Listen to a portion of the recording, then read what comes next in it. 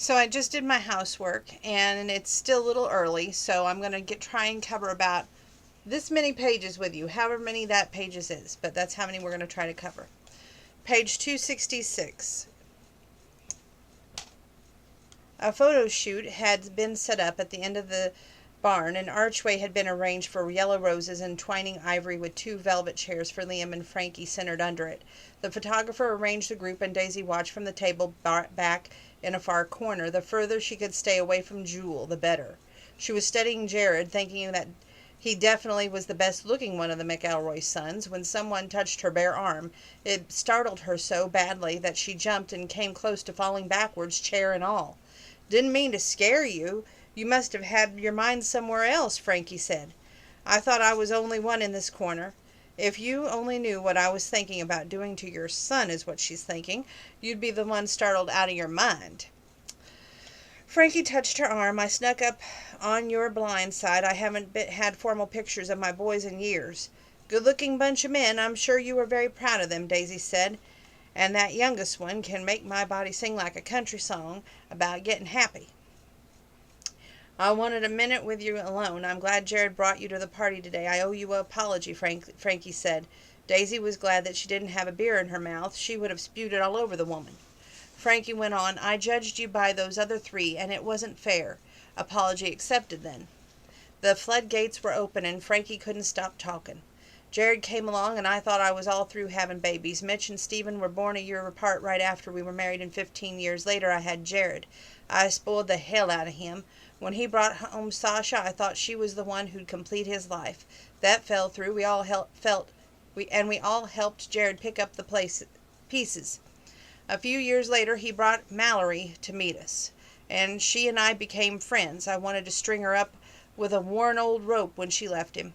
Then there was Emily, wanting a rancher to move to New York City. 3 times I was nice, and 3 times he got burned. It's not that easy to be nice again," Frankie said. "You don't have to be nice. I was dead serious when I told the whole bunch of you I love my bar, and I like my job. I like the people. I like the hours. It's my life, and I have no desire to change it," Daisy said. "We'll see," Frankie smiled. We're going to pause there for a moment. You know, in life, I think we all have something that we love and that we're scared to change or adjust to fit any notion of falling in love. And when it happens, that's what we try to do, is put up barriers or guards around ourselves so that we don't fall, because it's the scariest feeling in the whole wide world. And what if it's not reciprocated? What if they walk away at the first sign of trouble? And I can clearly see that's what Daisy is doing in this book. Anyway, let's go on. Liam crossed the room and held his hand out for Frankie. "May I have this dance, pretty lady?" She smiled brightly up to him and put her hand in his and walked beside him to the middle of the dance floor. The band struck up the first chords to an old Fair and Young song, slowly. Jared sat beside Daisy and draped an arm loosely around the back of her chair. "I'm glad that's over. I've smiled enough for 6 years. Do you have that song on your jukebox? It's the first song that they ever danced to. Daddy used to bring out Farron's album and play it on the record player on their anniversary, and they danced around the living room floor." It wasn't hard to believe they danced more than 50 years together. They were smooth as Ginger Roger and Fred Astaire. "That is so sweet," Daisy said. That's page 266, 267, 268. "That takes a lot of practice to get that good. Think we'll ever match them?" "Only if we spent the next few weeks dancing every minute of the day," she laughed. During the instrument in the middle of the song, the singer spoke into the microphone. "Liam says this song that was playing was the first time he asked Frankie to dance with him. Now they're all inviting their 3 sons to join them in the dance." Mitch and Maria were on the floor first, then Jewel and Stephen. Jared held out his hand to Daisy. She looked across the floor at Frankie, who was slyly winking. Daisy put both her arms around Jared's neck, and he looped his around her waist, pulled her close, and sang the words to the rest of the song softly in her ear as she moved gracefully around the floor. The song ended, and the singer said, "And now the golden couple have asked their grandchildren to come on out to the dance floor for the next song. After we finish this song, everybody is invited to dance. A light supper buffet will be served at 6. Ms. Frankie says the party will be over at 7:30, so grandkids, come on up and honor your grandparents as we sing Rockin' Years." Jared wrapped his arms around Daisy's waist again. She felt like she'd been molded especially for him. "We aren't grandchildren," she said. "It's a whole family dance, and today you're part of it," he said. Today, that word stuck in her head. Today, she was part of a family. Today, she could win the cat fight with the abdominal Jewel. Today, she could serve groom's cake with the real daughters-in-law. Today, she could pretend to be Jared's woman. That part of her wasn't so difficult. She'd already been his wife. Tomorrow, she'd be the bartender. Tomorrow, she'd take care of Rack's hairballs and check on Tommy's goat, Runt. Tomorrow, she'd be plain old Daisy Odell. Today was fantasy. Tomorrow was reality. After the final notes of the song, McElroy's sons led their woman to the cake table. Jewel cut the white bride's cake topped with the same bride and groom figure that had been used on Frankie and Liam's original cake. Maria poured the punch from a brass bowl into crystal cups. Daisy took her place behind the three-tiered chocolate cake topped with fresh dipped strawberries. "I'm surprised Mama Frankie asked you to do that job," Jewel said. "I promised her I wouldn't lick my fingers or pick my nose between bites," Daisy said. Maria giggled. "Jewel, be nice. She's not Emily or Mallory or even Sasha. You aren't going to intimidate her." "What's your problem with me anyway, Jewel?" Daisy asked. "You are a gold digger. You know he's rich, and you're nothing but a bartender," Jewel said. "I didn't know he was rich, and even if it wouldn't matter to me if he had nothing or owned Fort Knox, but I do know that you are a witch," Daisy said. "How can you say something like that?" Jewel snapped sharply. "I know as much about you as you do about me, and you made a judgment on me without even knowing me, so I can make one about you," Daisy said. "Touché, Daisy," Maria said. "Whose side are you on anyway?" Jewel asked. 268, 269, 270. "I'm not on either side, Jewel McElroy. You know me better than that, after 25 years of marriage for both of us, but you are doing the same thing Mama Frankie did. You're judging her by both those three, and it's not fair. We didn't judge you by Stephen's former lovers, and we damn sure didn't judge you for yours, did we?" Maria said. Jewel's mouth gaped like a fish out of water for a couple of seconds. "That's all in the past. So are Jared's former relationships. Don't be so narrow-minded," Maria said. An elderly lady came up with blue hair and stopped and picked up a piece of the groom's cake. "How did you and Jared meet? Don't remember ever seeing you around these parts. You a Texan?" "Arkansas is my home state, but I've been in Texas for 8 years. We met at a beer joint," Daisy answered. She gasped and hurried back to her table of friends so that Daisy had feared she'd fall forward and land on her face in the chocolate cake. She hoped the strawberry didn't poke her in the eye. She delivered the news, and the whispers behind her vein in the diamond ring decorated hand. She barely finished talking when another bit of gossip squad decided she needed groom's cake also. "So are you a rancher like Jared, or maybe into the oil business like the McElroys?" she asked when Daisy handed out the cake. "No, ma'am. I'm the owner of the bartender at the Honky Tonk beer joint in Mingus, Texas," she said. "I see. Well, okay, then. She rushed back to the table while the third one headed in her direction. Daisy sighed. "I'm Inez Perkins. Don't believe I've seen you around before." "Pleased to meet you, ma'am. I'm Daisy Odell from Mingus, Texas. I knew Jared's uncle Emmett and Aunt Mavis," she said. "Oh, that side of the family. So what is it that you do, darling? Got to give it to you. You got a good sense of humor. When you told Wanda that you were a bartender, she about stroked out. That can't be true. You're just jerking them around, aren't you?" "Yes, ma'am, it surely is true. I own a beer joint called the Honky Tonk. I'm a bartender most of the time. If you ever are down in the area, stop by and I'll make you a margarita that'll knock your socks off," Daisy said. Inez barely took time to nod and hurried back to the table where the 8 women put their heads together. "What'd you do that for?" Jewel asked. "It's the truth. Cover it with cow poop or chocolate. It's still the same underneath," Daisy repeated Chigger's saying. "It's a wonder Inez didn't have a heart attack and ruin the party." "You could have said you were a businesswoman or even a vet tech," Jewel said. "I could have, but I didn't. I'm not ashamed of the honky tonk or being a bartender. It's good, honest work. The rest of the cake is cut and ready. See you two around," Daisy said. That's 270 and 271. Here's 272 and 273. She made a beeline for the door. No one had better get in her way or ask 1,000,002 questions either. She had all she could stand of Jewel and her nosy neighbors. Luckily she made it to the pickup truck when she crawled inside the steaming hot vehicle. The left passenger door opened and leaned into the seat as far as back as it would go. She'd rather have a root canal than with no Novocaine than go with another cowboy date. She shut her eyes against the hot sunlight and hoped that When she opened them, it'd all be a crazy nightmare. When Jared touched her arm, her eyes flew open. She sat straight up. Damn it. She was still in his pickup. She was in the northern Oklahoma, and damn it, it sure wasn't a dream. Jared, Jewel screamed, not 2 feet from the truck.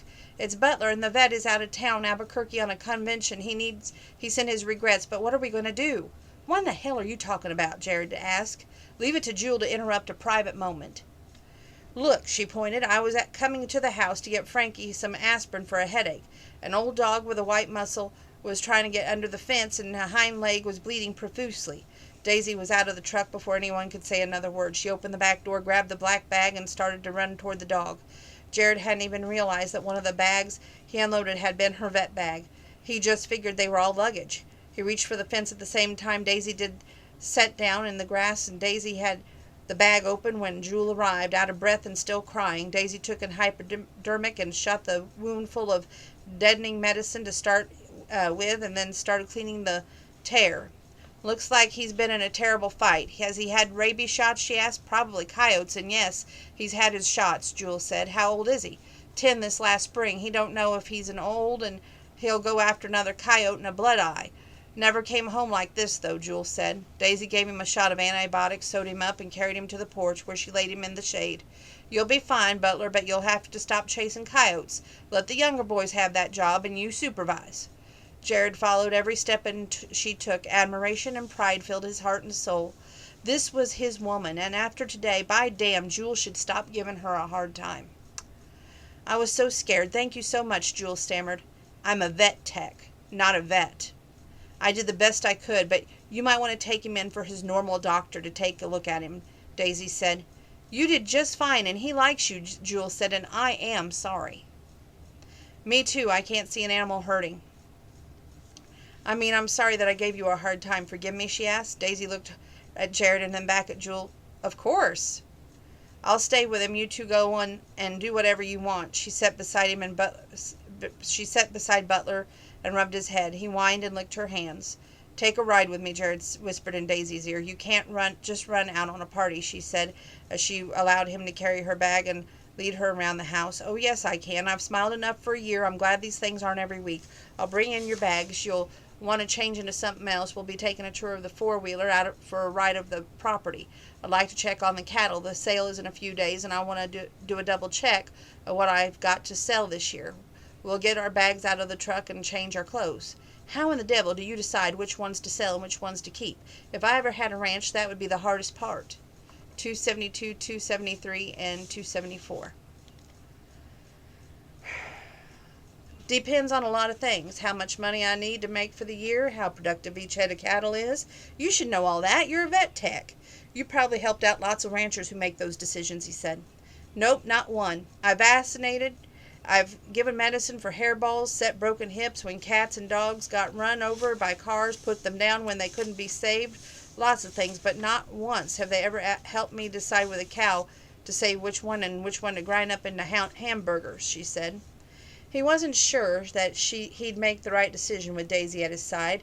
Ever since she stepped out of the honky tonk that morning, wearing that cute little dress that stopped at her knees and those pink boots, he'd tunnel vision, and the light end did not have Angus cow blocking the view. He unloaded her bags into a bedroom at the end of the hall. This is where you'll be sleeping unless you want to go home tonight. I'll be across the hallway. There's a bathroom through that door. When he left, she threw herself across the queen-size bed. The room was spacious, with bed taking up only a small portion of the room. The walls were soft painted summer sky blue, and the view looked out over a full pasture of black cattle. Sheer white curtains fluttered the windows, and the air conditioner clicked on. After 5 minutes, she hopped off the high bed and went into the bathroom. In the mirror, she had sweated off every bit of her makeup, but she didn't apply more, not when they were about to ride four-wheelers out to the pasture. She opened the bag, removed ponytail holders, and quickly braided her hair into 2 ropes. She peeled off that sundress and replaced it with plaid shorts and hot pink knit tank top. She changed into an old worn mustard-color boot, and pasture grasses could be tough on bare legs, and chiggers in the real sense were miserable creatures. Thinking about those red bugs, she remembered that Chigger and Jim Bob were still on their honeymoon. She wished she had the phone number so she could call Chigger and tell her about the day, Jewel in particular. I probably wouldn't tell Chigger a damn thing. she'll read more into what really happened. She's already got me and Jared halfway down the aisle toward the preacher, and if she knew about witchy Jewel, she'd be buying a couple of brand new shovels and driving here to help me dig a 6-foot hole to put her in. Jared peeked inside. "Who you talking to?" "Myself. I'm a hermit. I talk to myself," she said. He opened the door wider. Jesus, but those long legs were sexy as hell, going from the hems of those short shorts all the way down to her pink boots. "Nice outfit," he said huskily. He wore a white gauzy undershirt that hugged his muscular stomach and hung outside a pair of his jean shorts with cargo pockets on the side. He changed his dress boots for hiking boots that laced up to his ankles where the rim of the white socks showed. His calves and his arms looked like they belonged to a professional boxer or wrestler, but even then a rancher was hard business and not for sissies.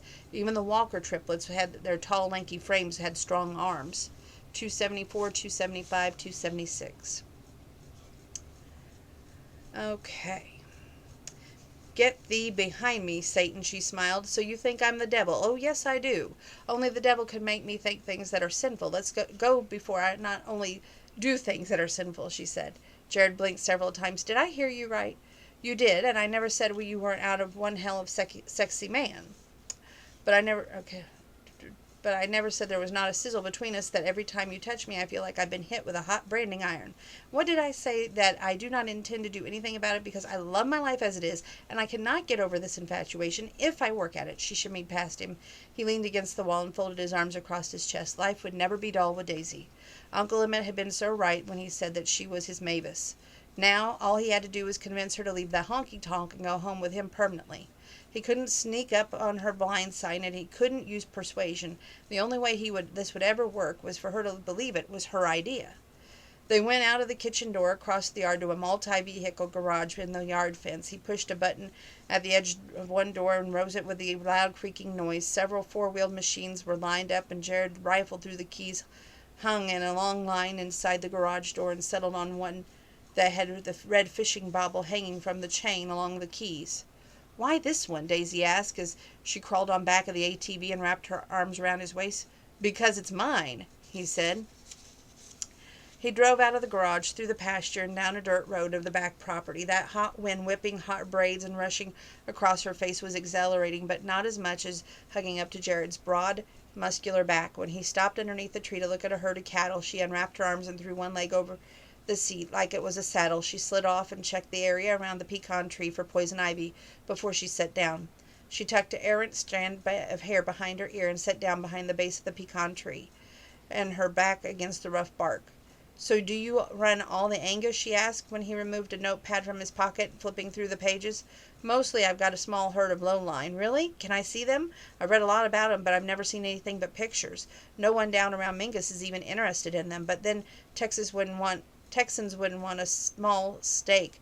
If it doesn't cover up a good-sized platter, it's not a real steak."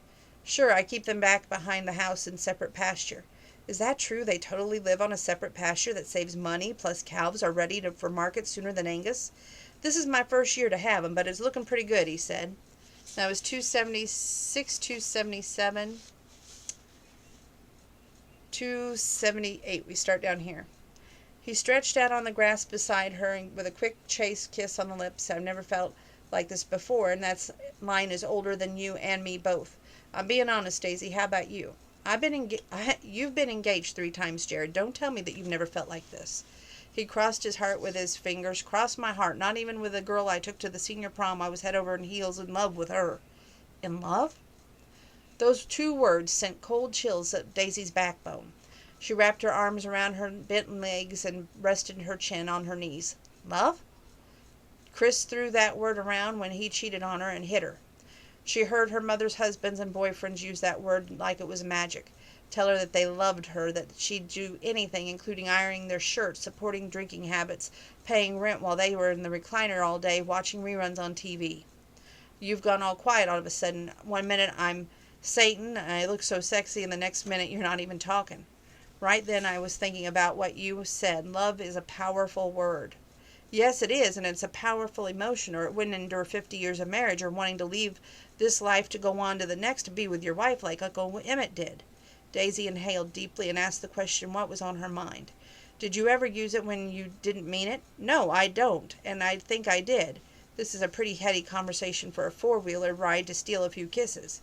Then we'll change the subject. Where did you live when you were here? Surely at 35 you weren't still in the house with your parents. He sat beside her, leaned up against the tree. My house is back across the pasture. If you're going there by car, you'd go out by road, go a mile north, and then catch section line road back east 2 miles, then turn back to the south. From there, it's about 15 minutes on the four-wheeler to my backyard. Can I see it? Daisy asked. You sure you want to see it? Yes, I do. Is there something there you need to cover up before a woman goes into the house? Hell no, it's just a house, he said coldly. Then why are you getting an attitude with me? Because you said you never leave the honky tonk and you can't kiss me because it might lead to something. You sure you want to see my bedroom? You sure you can trust me? Hell no, I'm not sure about anything right now. Exasperation filled her voice. Are we fighting? He asked. If we are, I'm winning. That's 278, 279, 280. 283. But they'll know who we are, and Jewel will bring a gun. I swear to God, she's more protective than Frankie. She said, who gives a damn? I'm 35, and I believe you said something about being 28, and besides, you just saved her dog, and she apologized for being so hateful. Darling, I believe you've got my whole family in your pocket. Okay, she agreed and shut her eyes. Her last thought before she went to sleep was that if she truly was not going to fall in love with Jared, this had to be the last time she was alone with him. Every time they were alone, they wound up having boom-boom. She couldn't keep that up and watch him leave Texas in a few weeks. It was going to tear her heart out already. She couldn't go with him. Or could she? And that was page 283.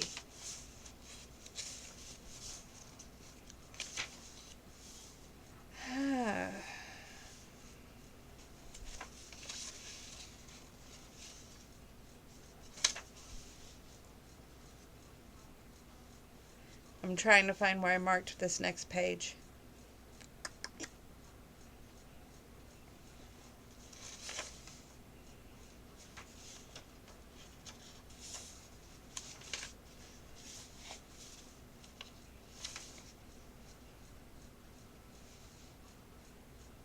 We're going to start here. Kathy took one of the empty jars on the table. That's her cousin, on page 295. And threw up both hands. My feet hurt. I'm going to go take a shower and go back to sleep. Good night, you two. Night, Kathy, Jared said. Save me some hot water, Daisy said as she popped the tops of 2 long neck cords and handed one to Jared. Sit down and rest your feet before you go. She pulled out a chair and propped her aching feet on the table. She sucked down a fourth of the beer and bumped when she came up for air. Pardon me, she said. You're excused, he said. Working in the hayfield all day hadn't worn him out like the previous 4 hours. Time to discuss my payment. Beer ain't enough, she asked. Not on your life, honey. What have you got in mind? He wiggled his eyebrows. Forget it, cowboy. I'm too tired. He took a draw of his beer. Wednesday is payback. What's happening Wednesday? A whole convoy of trucks coming from Cushing, cattle, furniture, tractors, and equipment. What's that got to do with me? He wanted to say just everything, since I'm going to convince you to live with me someday, but instead he said, Garrett is moving in. There'll be 30 or 40 hungry men. I'll order chicken pizza, and I'll need help getting it out to the ranch. Plus, I need your help with the cattle. We need a vet on hand. Don't feed them sorry old takeout food. I'll get Chigger and Kathy to help me, and we can put together 8-foot tables underneath the shade tree and serve them out there. What time will they arrive? They'll start pulling in about mid-morning. Furniture will arrive first, then the cattle, and then finally the equipment. Some of it's so big that it has to have lead cars to bring it down the highway. Lead cars, she asked. You know, those cars that announce an extra wide load behind them so the drivers can be aware. He explained. Where are you putting the furniture? A visual of Emmett's house with all the clutter in every single corner fluttered through her mind. In a barn until Garrett and I can clean out the house. It'll take a few weeks, and thanks, Daisy. They'll appreciate a home-cooked meal. Whatever you need, just keep the tickets and I'll pay for it. Any preferences? You cook. We'll eat. Lots and lots of sweet tea. They'll be thirsty. I can order food, but I do need a vet. She made plans even though she was exhausted. I'll come out on Tuesday night. He found enough energy to wiggle one eyebrow. Go home before you fall asleep, she said. I'd sleep better if you were beside me. It was tempting, but there was so much closer to her bed, and there was the rule about no men in the apartment. It had been a nerve-wracking night, and she needed to digest it all, from Brad to Billy Bob to Jared anyway. I'm almost too tired to walk across the floor to my own apartment. You're going to be all right driving home? Don't know if I can make it to the ranch without running off the road, he said, but as he cleared off the 3 square tables and pushed them together. Then he stretched out on top of them on his back. He handed her the empty Coors bottle and shut his eyes. "Let me take a 30-minute nap and I'll be fine. Crawl up here with me." "You can't sleep there," she said. "Why not?" The table was closer than her bed. She pushed him on, and he shifted over slightly. When she crawled up on the table, he wrapped his arms around her and drew her close to his side. "This is crazy. When there's a bed," she said. "I could sleep on a rock with you in my arms." "That's sweet, but we are two adults, and we're not sleeping on hard tables. Come on." She slid him off the table. She led him through the door to the dark apartment. The water was running in the shower, a sliver of light underneath the bathroom door. Daisy didn't even slow down. She went straight to her bedroom, pulled Jared down on the bed beside her, and curled back up in his arms when they stretched out. "Ah, this is definitely better," he sighed. Softness and pillows beat Jared's table, and no pillows every time. "Good night, Jared." She brushed a kiss across his lips and tasted beer. "Good night, darling." She shut her eyes but couldn't sleep. Not even when Jared's breathing told her that he was sound asleep. She wiggled and he drew her closer. Even in his sleep he knew she was about to leave him. She inhaled and she let it out slowly. Lying in his arms felt so right, even without Boom Boom, before or after the glow. And that was 296, 297, and 298.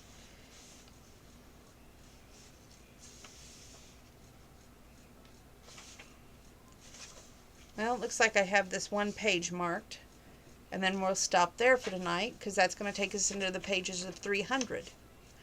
299. Jared eased off the bed and slipped into his pillow into Daisy's arms.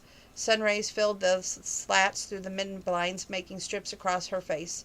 Heritage from her mother's Indian blood showed in her dark lashes, fanning out on her high, delicate cheekbones.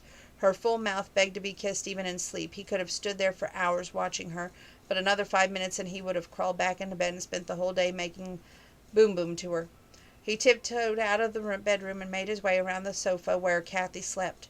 He tried to convince himself as he drove back to the ranch that Daisy was right. If they got married there, he'd actually thought of the M word without shuddering. The heat between them that might be like a flash in a pan, quick, hot, out in a minute. They'd both wake up one day and realize they based a lifetime commitment on a bedroom fire. He could have driven only all the way back to Houston and talked the whole way, and it wouldn't have worked. He loved the woman, and the person he had to convince was Daisy. Not to leave him either, but to move to Oklahoma with him. He'd have to take it slow, maybe ask her to come spend time like weekends with him, then build it up to a holiday for a whole week. Make her love the place, the ranch, and the area. Then hope and pray that she would fall in love with him as hard as he'd fallen for her. And that's where I'll leave you tonight. See you tomorrow. Hope to finish the book tomorrow. God bless. Good night.